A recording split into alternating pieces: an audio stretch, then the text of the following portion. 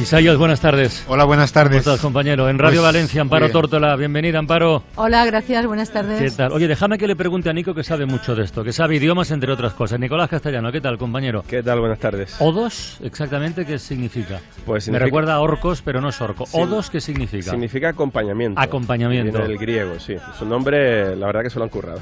Oye, este tema que acabamos de comentar, las ONGs y el Defensor del Pueblo, hace bastante tiempo, hace años de hecho, que llevan reclamando un sistema de acogida adecuado a las mujeres, a los menores, a los hijos, que no se hace. Pero hace años ya que se reclama esto, ¿no? Sí, hace muchos años. De hecho, esta problemática parte de que antes de 2004, Carlas, incluso se llegaba a expulsar de España a madres con sus hijos. Sí. No era lo habitual, no a todas. Luego se dio un enfoque humanitario, la acogida, cómo se iba a expulsar a esos colectivos, sobre todo niños, ¿no?, que necesitan ser protegidos. Y poco a poco las organizaciones empezaron a detectar que muchas de estas mujeres y de estos niños no simplemente llegaban en situación desvalida, huyendo de diferentes situaciones complicadas, sino que eran incluso víctimas de redes de explotación, víctimas de redes de trata. Yo recuerdo un reportaje, una investigación que realizamos en Melilla y en Marruecos con Elena Maleno, con Rosa Flores, con gente de muchas instituciones, y empezamos a detectar como en el SETI de Melilla muchas de esas mujeres que llegaban con sus niños eran directamente víctimas de redes desde que salieron de sus países, de Nigeria, de Guinea-Conakry, etcétera, etcétera. Y todas estas organizaciones llevan muchos años reclamando a la Policía Nacional que tenga mejores sistemas de identificación, al Estado que tenga mejores sistemas de acogida y de identificación posterior, porque no puede someter a una de estas mujeres a un interrogatorio y nada más llegar para saber si es víctima de una red, etcétera, etcétera. Y en 2018 hemos visto el récord en la llegada de niños en compañía de adultos. ¿Cuántos? Más de 900. ¿Y eso? Veníamos de años de 80 a 100. ¿Y por qué ese repunte? Entre otras cosas porque estuvimos en 2018 en el año récord de llegadas de pateras a España, más de 57.000 personas. Pero lo cierto es que las mujeres en muchos casos proceden de las mismas localidades de Nigeria, de Guinea, de Costa de Marfil o de Mali, y todas estas instituciones, organizaciones, el Defensor del Pueblo, que es muy beligerante con esto, lo que piden es que después de tantos años el Estado tenga un sistema adecuado para identificar a estos sectores tan vulnerables. De momento no lo tiene, y lo que hace el Defensor del Pueblo en su último informe es hablar concretamente, destacar, subrayar, resaltar un proyecto piloto que funciona, como decía, en Córdoba, que es este centro Odos, que significa acompañamiento en griego. Tú has estado ahí, bueno, eso está en plena campiña cordobesa, un lugar muy tranquilo, tal cual llegas ya. No. Ahí se pueden escuchar, pues eso, canto de los pájaros, pero también algunas historias de madres e hijos. Sí, algunas de esas historias que encontramos en medio de ese campo inmenso de olivos, en lo alto de una colina. Hay un edificio moderno con pinta de cortijo, atravesamos un jardín y en el patio llama la atención la figura de Aisata. Es una joven que balancea su carrito intentando dormir a los dos gemelos que están dentro, muy apretados, están enormes. La imagen es idílica, pero su historia esconde 2 viajes en patera y un parto prematuro. En el segundo intento salimos el viernes y llegamos aquí el domingo sobre las 4 de la tarde con salvamento marítimo en Motril. Tenía un dolor en el bajo vientre y lloraba desde que llegué al puerto de Motril. Y me lavé, le pedí a la Cruz Roja que me llevara al hospital. Nada más verme, el médico me pidió que me desvistiera y me hizo una ecografía. Me dijo que era un embarazo de riesgo y que tenía que pasar por la cesárea. Yo le advertí que tenía solo 6 meses de embarazo, pero me dijo que tenía que hacerlo para salvarlos y lo hice sin problema. Aisata Condé, de Guinea-Conakry, tiene 24 años, ya en Granada, su puerta a Europa tras llegar al puerto de Motril, rescatada por Salvamento Marítimo el 11 de abril. Allí nos cuenta eso, que estuvo en el hospital, el tratamiento excelente que han tenido sus gemelos de solo 6 meses, que se llaman Hassan y Al-Hussein, nacido tras un viaje en el vientre de su madre sobre el cementerio flotante del Mediterráneo. Tú sabes, la vida no es para nada fácil. Incluso aquí, en Europa, hay gente rica y gente pobre, como en África. Es lo mismo. Pero ves a la gente aquí y emprendes el riesgo porque llegar aquí es bueno para ti. Dios me dijo, debes tomar el riesgo para conseguir lo que quieres. Tú quieres estar bien, ¿no? Todo el mundo quiere estar bien, pero si además tienes que proteger la salud de tus hijos, emprendes el riesgo que sea, aunque trabajes en una oficina en tu país. Si lo necesitas, lo haces. Y más cuando en nuestros países tenemos el problema que no nos dan visa para venir y la gente se cansa. Por eso la gente toma riesgos para venir. Como ves, Carla, su caso desmiente muchos tópicos. No es una ciudadana pobre que huía de la pobreza, de la persecución. Ella ha estudiado, luego hablaremos de esto, y emprendió el camino por salvar la vida de sus niños. Je fais l'université. Estudié en la universidad, estaba en el tercer curso de Relaciones Internacionales y me faltaba un año para terminar. Pero me vi en la obligación de salir, me quedé embarazada y tuve que venir aquí para que mis niños nacieran bien y con buena salud. Por estos niños estoy yo ya aquí, porque no los quería perder, aquí estoy. Tardó 7 años en volver a quedarse embarazada, era un embarazo de riesgo y no quería morir en su país en una cesárea. Muchas madres y muchos niños mueren en el parto en Guinea-Conakry. Su marido, ingeniero, sigue allí, está intentando que un amigo le dé un visado, una invitación en París y volver a reunirse con ella y con sus hijos. No conoce a los gemelos, se quiere quedar en España y traerse a su marido. Me gustaría quedarme aquí porque mis niños han nacido aquí. Los dos son europeos, pero cuando tenga la oportunidad de salir de España quiero que se haga sin problema. Para eso necesitamos los papeles. Me han explicado que puedo hacer la reagrupación familiar y traer a mi marido y a mi primer hijo. Estoy casada y tengo familia. Los echo aquí mucho de menos. Bueno, por lo que nos cuenta Isata, está a punto de finalizar su estancia en el centro. Ahora comienza la segunda fase, que es cuando esas mujeres pasan a pisos de alquiler o son ayudadas a trasladarse a otros puntos. Aunque el proyecto O2 es bastante joven, tiene pocos años todavía de historia, hay algunos casos de esas mujeres que viven ya plenamente integradas con sus hijos. Y el mejor ejemplo, ¿verdad, Nico?, es el de Marian, que se ha quedado a trabajar en la propia fundación para orientar a las recién llegadas. Sí, Marian tiene ya casa en la que vive con sus hijos en Córdoba, pero sus inicios en España fueron muy complicados, porque su hija, que llegó en otra patera, fue separada de ella. Quand je suis rentrée nouvellement, c'était très difficile pour moi. Cuando llegué fue muy difícil para mí. Me vine con 2 hijos, pero mi hermana entró con mi niña y yo con mi hijo. Cuando entré me separaron de mi hija después de una semana, porque no creían que fuera mi hija al haber viajado con otra. En 2 semanas reclamé recuperar a mi hija, pero tardé muchos meses. Fue muy difícil para mí estar separados. Tengo la suerte de que esta buena asociación me ayudó mucho para ello. 10 meses después la recuperé gracias a ellos. Y no solo me ayudaron, sino que además me han dado trabajo.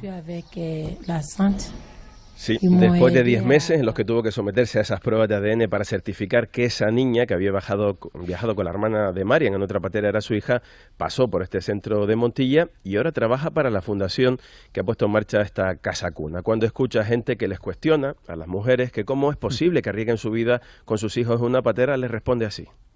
Sí, c'est très dangereux, mais si tu penses.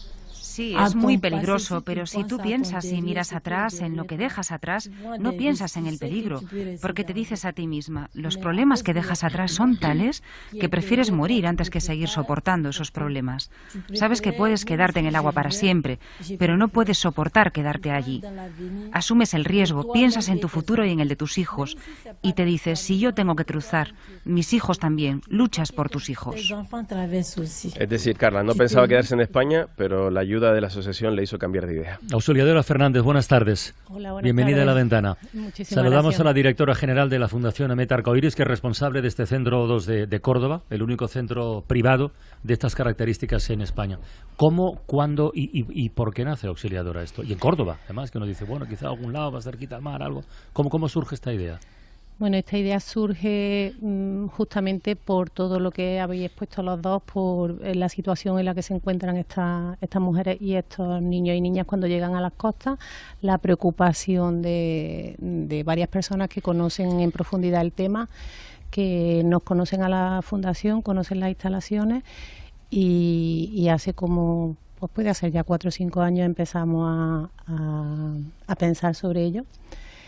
Y el año pasado, en abril, arrancamos. Quiero dejar muy claro que esto no es un trabajo de la Fundación Amet Arcoiris exclusivamente. Esta es la primera fase del proyecto, pero parte de la innovación y parte del éxito del proyecto es que hemos creado una red, no solo a nivel nacional, aunque así empezó, sino que además nos hemos mirado hacia atrás, hacia Nador. Y y la Delegación Diocesana de Misiones de allí está también dentro de la red, y estamos mirando hacia Francia, que es el destino más deseado de todas estas mujeres, o bueno, de la gran mayoría, no voy a hablar de todas, para saber qué es lo que pasa allí con ellas. Entonces, gran parte, bueno, yo creo el éxito de este proyecto justamente es el trabajo en red. ¿Y ayudas públicas? ¿Gobierno central, junta, ayuntamiento? ¿Hay algo ahí, alguna cosita? Ahora mismo no. Ahora mismo hay muchos proyectos presentados, varias líneas pues del Ministerio, de trata, por ejemplo, de integración, del Instituto Andaluz de la Mujer, al IRPF estatal y andaluz, pero hasta ahora no hemos tenido respuesta, ¿no? Nico nos acaba de contar 2 historias. Me imagino que en este tiempo de funcionamiento del proyecto recordarás unas cuantas más. No sé si hay alguna que te venga especialmente a la memoria por algún motivo, de mujeres que vengan embarazadas, que vengan ya engañadas desde el origen, o al revés, que vengan con mucha esperanza de poder labrarse aquí un futuro mejor. ¿Y alguna historia que te venga a la cabeza ahora? Sí. Bueno, me vienen casi todas, porque casi todas, bueno, todas son importantes, ellas, pero especialmente los niños, que son los que realmente nos preocupan más. Al final son los más vulnerables y sobre los que tenemos más responsabilidad. Yo comentaba con Nico cuando estuvo en el centro que el proyecto 2 tiene varias miradas, y no es solo la mirada de género, sino fundamentalmente la de infancia, porque es obligación de todos los estados y yo diría que de toda la sociedad, fundamentalmente proteger a esos menores. Entonces los niños se me vienen todos a la cabeza. Los gemelos enormes, por ejemplo, que decía Nico. Los gemelos enormes, yo he visto una imagen que tomó él, y la verdad es que no caben en el cochecito, que están ahí apretujados los dos ahí. Los tenías que haber visto cuando estaban en el hospital en Granada. Además, esto fue todo un reto para el proyecto, porque la derivación se hace directamente desde costa, nos avisa policía y nosotros vamos a recogerlo a costa. Nos llevamos a una de las mujeres que tenemos en el centro para que les vaya facilitando también la integración desde su llegada. Pero con el caso de Aisata nos llama policía y nos dice que hay una mujer que tiene 2 niños que están ingresados en la UCI de prenatal en Granada, y nosotros, como bien dice, estamos en Córdoba. Bueno, pues por esa red de que hablaba al principio, contando con Cáritas, que está en Granada, con una trabajadora social que está bastante involucrada también en el proyecto de forma totalmente voluntaria, se hicieron cargo de esta mujer allí en Granada, y hasta los 2 meses y pico que estuvieron los niños en el hospital, estuvieron acompañándola hasta que ella vino al centro con nosotros. Amparo, ¿tú crees que le hemos hablado tarde a mucha gente hoy o no? ¿O que le hemos abierto los ojos a alguien? ¿Qué dirías? Yo lo que pienso, Carles, es que la historia de este centro de O2, que responde a la iniciativa solidaria privada, ¿no?, lo que pone en evidencia es los grandes vacíos, digamos, estructurales que existen no solamente en España, ¿no?, sino en toda Europa, pero especialmente en España, en materia de recibimiento, ¿no?, de aceptación de inmigrantes. Son vacíos o fallos estructurales en identificación, como señalaba Nico Castellano hace un momento, en protección, en ayudas médicas, en asesoría jurídica incluso. Entonces yo creo que este tipo de informaciones para lo que sirve precisamente es para que ese vacío que existe por parte de la Administración, que debería estar satisfaciendo, sea más evidente, se visibilice y tomemos todos conciencia de ello. Parece claro la suerte que tienen estas mujeres y estos niños de llegar a un centro como el vuestro, pero habría que mirar la foto en negativo. ¿Qué pasa a las mujeres y a los niños que no llegan a centros como el vuestro? Pues o no se sabe, no se sabe. La mayoría mayoría sigue en su camino, sin que estos niños, como decía, hayan sido identificados, sin que realmente se sepa si son hijos o no son hijos de las mujeres con las que vienen. Y la mayoría de ellas siguen hacia Francia y a saber cómo, con quién y dónde. Y una parte, no sé si pequeña, grande o mediana, acaba donde todos nos tememos, y yo comentaba al abrir el programa, que es en las redes de trata. Rosa Flores, buenas tardes. Hola, buenas tardes. Rosa Flores es una referente de la unidad de trata de Cruz Roja Española hace mucho tiempo, lo comentaba antes con Nico, que trabaja en este... No quiero números ni porcentajes tampoco, que tampoco es el objetivo de esta conversación de hoy. Pero no exageramos, ¿no?, cuando decimos que una parte, no sé si pequeña o no, de estas mujeres que llegan a nuestro país embarazadas o con niños ya en el mundo acaban en las redes de trata. Sí, hombre, hay muchas mujeres, niños y hombres que vienen en redes de trata y algunas que son captadas aquí debido a la vulnerabilidad que estabais comentando antes. ¿Y qué se puede hacer, aparte de proyectos concretos, privados, particulares como este? ¿Qué podríamos hacer para evitar este proceso, Rosa? Bueno, se pueden hacer un montón de cosas, yo no tengo la receta, ojalá la supiera, pero desde sensibilización en origen o también, como comentaba Amparo, yo creo que nuestros sistemas deben flexibilizarse y entender los movimientos migratorios, entender cada uno de los procesos de esas personas, atender y detectar desde una perspectiva de género, desde una perspectiva de infancia que comentaba Ausi, y flexibilizar las respuestas. Muchas veces diseñamos procesos o recursos de apoyo o proyectos de atención y protección que no tienen en cuenta las capacidades de estas personas o que no las ponen en el centro. Entonces creo que para que un sistema de protección que se dedica a una persona, ¿no?, a una necesidad en concreto, tenga más porcentajes, más garantías de éxito, también tiene que contar con la historia de esa persona, con la perspectiva de la persona, no solo centrarse en la necesidad de esa persona, sino también en toda su capacidad, porque cada una de esas víctimas de las redes de trata también están sobreviviendo cada día a esa explotación, a esas agresiones y a este robo de dignidad. A mí me gustaría, Carla, situar un poco a nuestros oyentes. Rosa es una de las personas que más conoce el funcionamiento de las redes de trata, que mejor ha sabido trabajar en este sentido. Cruz Roja era la referencia para muchas de estas mujeres, porque claro, el modelo de centros que muchas veces se pone en marcha, centros grandes, etcétera, etcétera. Puente Genil era una referencia para las víctimas de trata y por eso yo conocí a Rosa en esa investigación en Melilla. Pero ella, que ha visto evolucionar un poco los esfuerzos de las administraciones públicas, etcétera, etcétera, en esta materia, me gustaría saber si se está mejorando la identificación de estas víctimas o qué ha aprendido a la hora de detectar mejor a estas víctimas cuando llegan a los centros, por ejemplo, de Cruz Roja. En general, yo creo que vamos mejorando, ¿no? Vamos sensibilizándonos como ciudadanía y vamos siendo conscientes de que a estas personas se les están robando sus derechos. Pero todavía nos queda muchísimo que andar. Y en particular, como Cruz Roja, nosotras es verdad que hemos hecho un proceso largo.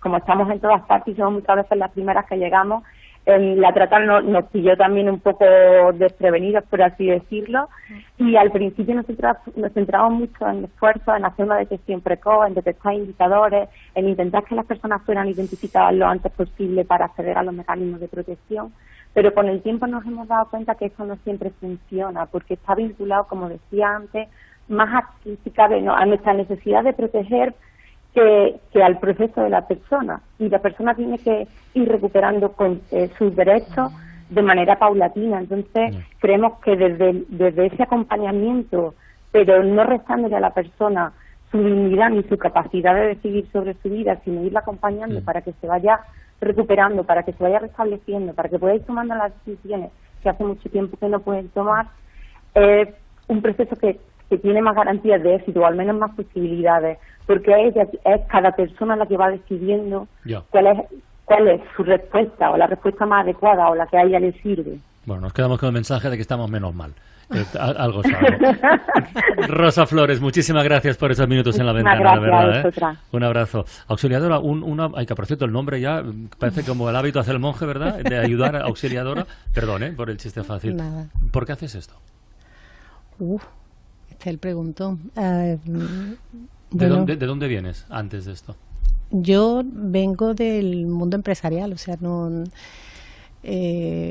buscando trabajo y por conocido en Córdoba topé con la Fundación Ahmed Arcoíris y yo la vi nacer. Hace más de 84 años la vi nacer. El fundador es tío mío y yo participaba desde el principio como voluntaria. Y cuando estuve en búsqueda de empleo, pues tuve una posibilidad de trabajar allí y bueno, estoy totalmente feliz. Yo creo que esto es vocacional, o sea, aunque no venga no sea psicóloga, ni trabajadora social, ni educadora social, que es lo que te suelen preguntar cuando trabajas en este mundo, trabajo en esto porque me parece que si he tenido la oportunidad de poner algo de mi parte para que hagamos el mundo que sea un poquito mejor, pues ya estamos. Pues Auxiliadora Fernández, gracias por hacer honor al nombre, eso de entrada. Y muchísimas gracias por venir a contar esta historia a la ventana, por abrirnos los ojos. Gracias a vosotros. Mucha suerte.